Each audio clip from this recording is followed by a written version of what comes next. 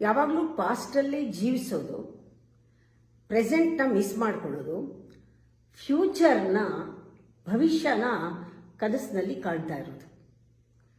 ಹೀಗೆ ಮಾಡ್ತಾ ಇದ್ರೆ ಆ ಮನಸ್ಸಿಗೆ ಒಂದು ರೀತಿ ಶಕ್ತಿ. ಆ ಮನಸ್ಸು ನಮ್ಮನ್ನು ಮಾಯಿನಲ್ಲೇ ಇಟ್ಕೊಂಡು ನಮ್ಮನ್ನು ಗುಲಾಮನನ್ನಾಗಿ ಮಾಡಿ ಅದು ನಮ್ಮನ್ನು ರೂಲ್ ಮಾಡ್ತಾ ಇರ್ಬೋದು.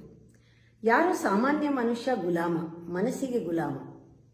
ಅವನಿಗೆ ಜ್ಞಾನ ಇಲ್ಲ, ಅರಿವಿಲ್ಲ, ಎಚ್ಚರ ಇಲ್ಲ, ಸತ್ಯ ಗೊತ್ತಿಲ್ಲ.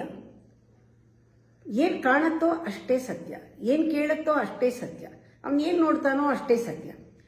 ಈ ಥರ ಇರೋರು ಬಹಳ ಗ್ರಾಸ್ ಆಗಿರೋದ್ರಿಂದ ಅವ್ರಿಗೆ ವ್ಯಾಲ್ಯೂಸು ಯಾವುದ್ರ ಬಗ್ಗೆ ಇರುತ್ತೆ, ಅವ್ರು ನೋಡಿದ್ರ ಬಗ್ಗೆ ಕೇಳಿದ್ರ ಬಗ್ಗೆ ಅದರ ಬಗ್ಗೆ ವ್ಯಾಲ್ಯೂ.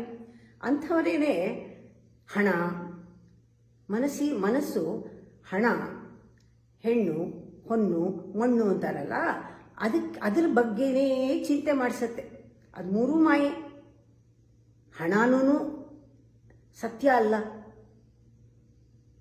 ಹೆಣ್ಣು ಸತ್ಯ ಅಲ್ಲ, ಮಣ್ಣು ಸತ್ಯ ಅಲ್ಲ. ಇದು ಬೇಸು ಮನಸ್ಸಿಗೆ, ಇದರ ಆಸೆ. ಯಾಕೆಂದರೆ ಲೋಕದಲ್ಲಿ ಬದುಕ್ತಾ ಇರ್ತಾರಲ್ಲ, ಅವ್ರಿಗೆ ಅದರ ಹಿಂದೆ ಬೀಳ್ತಾರೆ. ಅದೇ ಗುರಿ. ಅವರು ಏನೇ ಕೆಲಸ ಮಾಡಬೇಕಾದ್ರೂ ಇದ್ರ ಸುತ್ತಾನೇ ಇರುತ್ತೆ. ಈ ಉದ್ದೇಶ, ಇದನ್ನು ಪಡೆಯೋ ಆಸೆಗಳೇ ಇರುತ್ತೆ ಮನಸ್ಸಿನಲ್ಲಿ.